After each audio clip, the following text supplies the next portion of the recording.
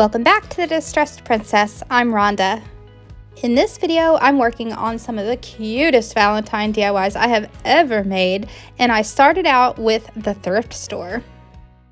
So I got quite a haul, including all this that you see here, and I will show you my plans for each piece. And all of this, guys, cost $4. It's unbelievable, this thrift store that I have in town. And here are the plans. I'm going to take this sweater and make a miniature heart-shaped pillow. The wreath is going to become 2 heart-shaped wreaths for my kitchen cabinets. This is going to become a Valentine letter box. This is going to get grunged up and be a Farmhouse Valentine holder. I'm going to make a big heart-shaped pillow. This is going to hold a Valentine's Day tree. I'll repaint and turn these vintage frames into Valentine's frames. And I'll paint these plastic hearts to look like old iron decorations. So I'm getting started with this Hallmark Valentine's Day card holder, and I'm going to take my wire cutters and cut each holder off individually. And to grunge them up a little bit so they'll look more farmhouse, I'm using some Waverly chalk paint in the color Truffle, and I'm just dabbing it onto all of the pieces. Then I dried them up with my hair dryer and went on to the next step, which is making use of this thrifted spindle that I've had in my stash. And I think, yeah, the tag is still on there, and it was like $2.50 somewhere. And yeah, I buy these whenever I see them. So I'm going to cut off this end piece of the spindle, and I'm going to drill holes so that the card holders can fit down inside and make it a whole new piece. And before I drilled my holes, I touched up in places that needed touched up with some white paint. I picked a teeny tiny little drill bit, and then I drilled my holes.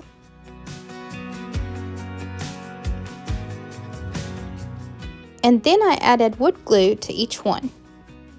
I went on to creativefabrica.com to see if I could find some vintage Valentines, and I found tons of them, just tons. You need to go and check it out. I have a link in my description box. And I got these Valentine stamps. So I printed them out, and my printer was running out of ink, but that worked in my favor actually because it gave a softer color, which I like a lot better for Valentine's Day anyway. So this was a happy accident.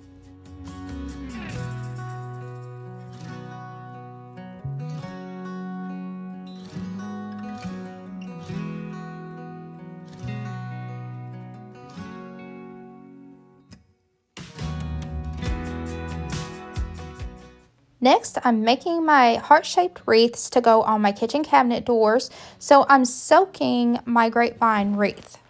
I thought that it might help in deconstructing it to soak those little twigs so they're not so messy when I'm cutting them apart, and it did work to some degree, but it really didn't make it any easier to cut apart.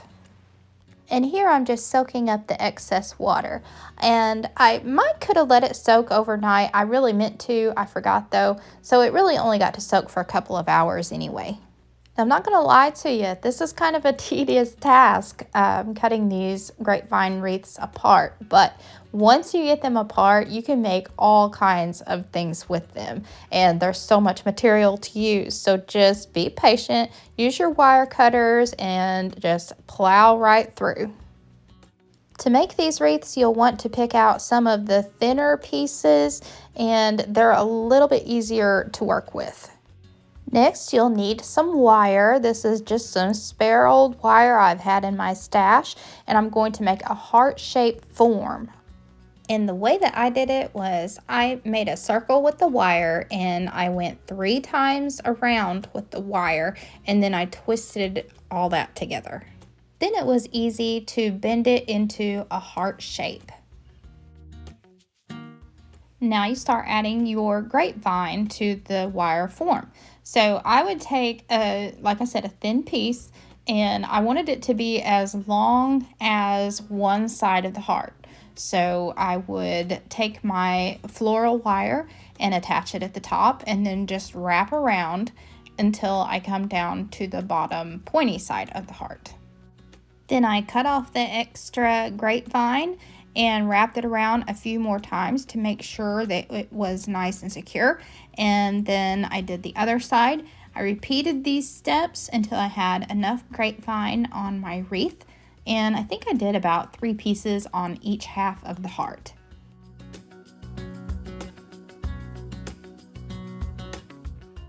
I wanted the top 2 pieces to actually be connected, so I used a cable tie to zip tie them together. And so now you have a heart-shaped wreath, and all you have to do is decorate it. And all I did was slip some florals inside. I didn't even use hot glue. It just goes right between the grapevines and the wire. Then I chose some pretty ribbon with some pink on it to hang on my cabinets, and here is how I do that. I loop the ribbon around the wreath and then take it around to the back side of the cabinet where I put a piece of Scotch tape to hold it in place.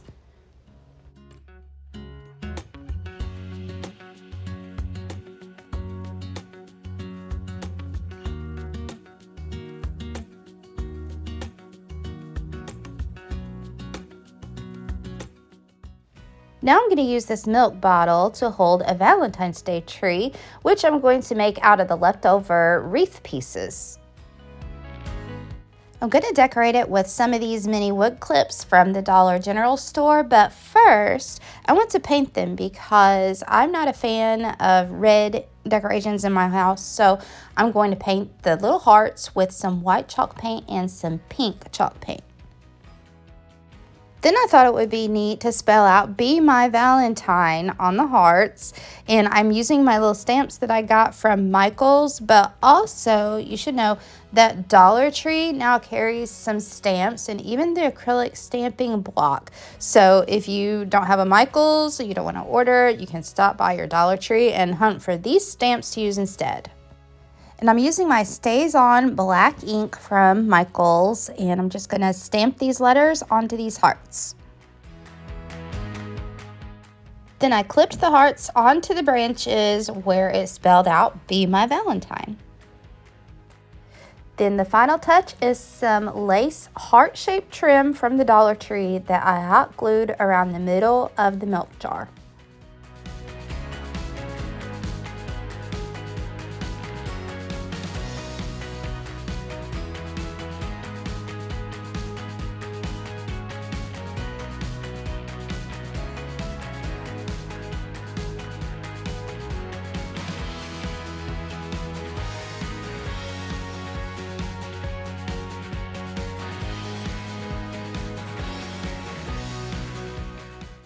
Now I'm going to work on this box that I thought would be a perfect Valentine's Day letter box.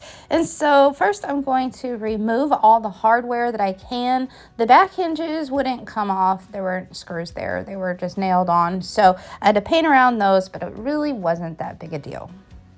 And then I painted it up with 2 coats of Fusion Mineral Paint in the color Cashmere, which is not a stark white color. I chose it because it is an off-white kind of beigey color. Then I did some distressing with sandpaper around the edges and the corners to make this little box look very old. And Fusion Mineral Paint has a built-in sealer so that you don't have to worry about sealing it when you're done. And I really liked, for a change, that the underneath color that I'm sanding to get to is a lighter color. It just looks like chipping off paint on wood. Then I replaced all of the hardware,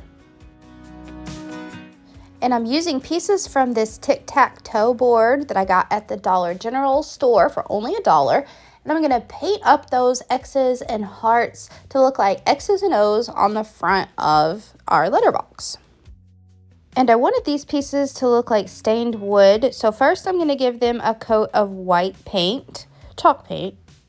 Then I went over the white paint with some Waverly antiquing glaze to make them look like distressed stained wood. But you'll see in a minute that I decided to add more of the antiquing glaze later. I used a ruler to make everything straight and used wood glue to glue the pieces onto the box. When I came back to it the next morning, that's when I decided that the X's and hearts needed more of a wood look instead of so much white. So I put more of the antiquing glaze on with a damp paper towel.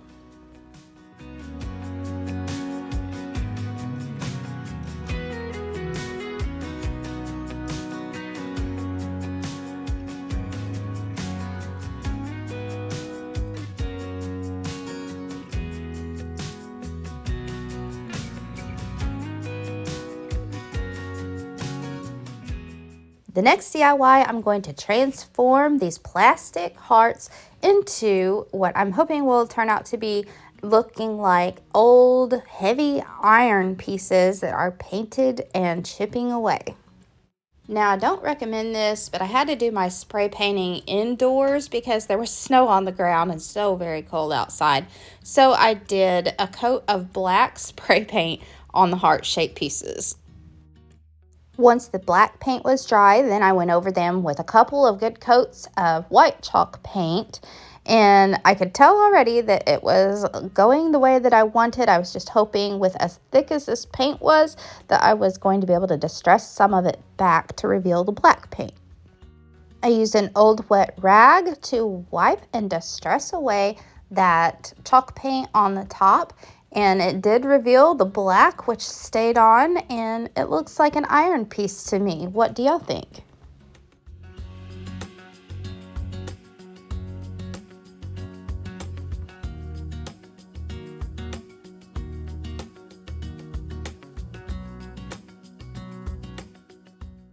I feel like it was a stroke of luck that I came across these heart-shaped picture frames right in time for Valentine's Day. First, I disassembled everything and cleaned it and painted the wood parts, or faux wood parts, with some white chalk paint. And to make these faux wood pieces look like actual wood, I'm going to do some distressing lightly just on the corner edges. And I'm just using some Waverly antiquing glaze, and a foam brush is the best way to do this. Just drag the brush gently across the edges and corners of your piece to make it look like some wood is peeping out of the paint. Then I printed off some more graphics that I found on Creative Fabrica, and I'm just going to reframe them.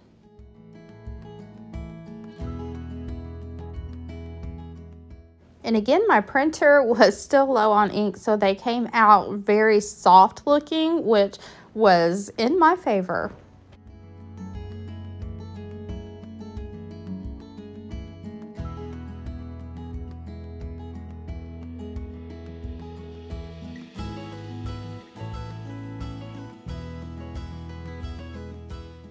Now, you know, I've been loving thrifting sweaters and making things out of them this winter. So with this sweater, I'm going to make a small heart-shaped pillow. And I love putting pockets on things, and so I thought I would make use of the pockets that's already in this sweater, so when I make my pillow, it will already have a pocket on it. So I'm using a heart shape decoration from the Dollar Tree just to kind of use as a guide when I draw out my heart onto the sweater fabric. Then when I cut it out, I try to stay on the inside of the black line so I don't have anything on my material. And I'm cutting through the front and back side of the sweater, so I'm getting both pieces at one time. For this little pillow that's not going to be laid on, I'm just going to use hot glue to seal up around the edges, but leave a space so that you can still stuff it.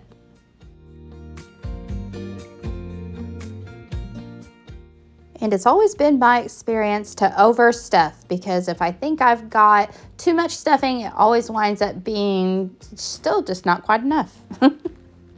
Now for the details and what makes this little pillow so stinking cute. I'm going to go around the edge with some yarn. So you'll need a yarn needle, and you'll need to make one big knot in the end of the yarn so that it won't pull through the sweater material. Then just make some cute evenly sized stitches all around the outside edge. when you're done with your stitches, just cut your yarn and make another great big knot so that it doesn't pull through. To make it more Valentine's Day, I thought it needed a pink button on the front, so I had the perfect one in my stash. Then you can put anything you want in your little pocket, and I went with some more of the same florals that I used on my wreaths.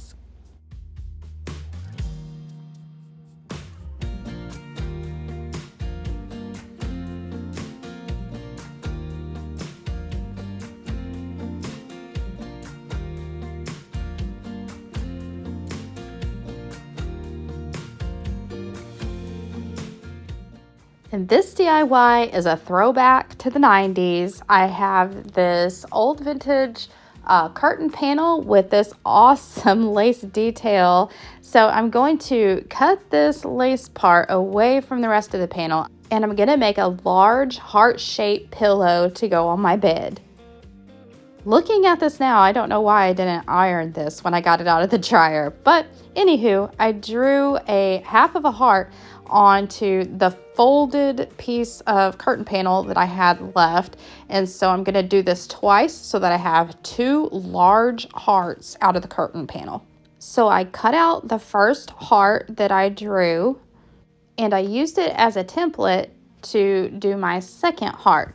So I laid it over the top of another folded piece of the curtain panel, and I'm going to use a couple of straight pins to hold it in shape while I cut around the edge. And now that you have two large heart shapes, then you can use your glue gun, or you can sew it with needle and thread and secure the two pieces together all around the edge. And then of course leave a place where you can stuff it too. Here it is all stuffed, and I'm sealing up the edge. And then I hot glued the lace around the edge.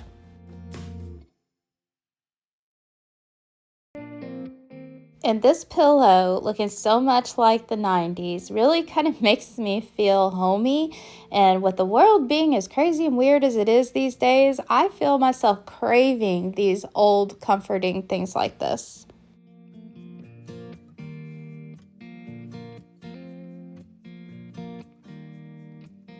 Here's another look back at our Valentine DIYs today.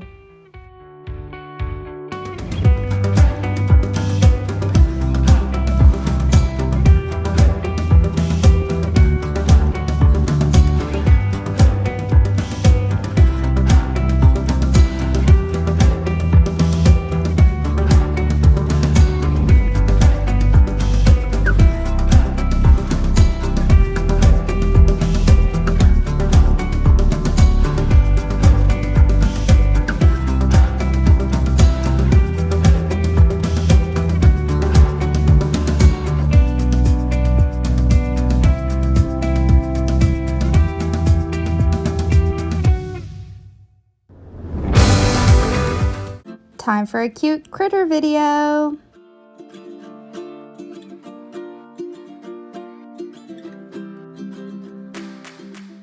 Thanks for stopping by to see us. We always enjoy our time together. And if you want to see more crafting fun, click the link that I provided for you right here.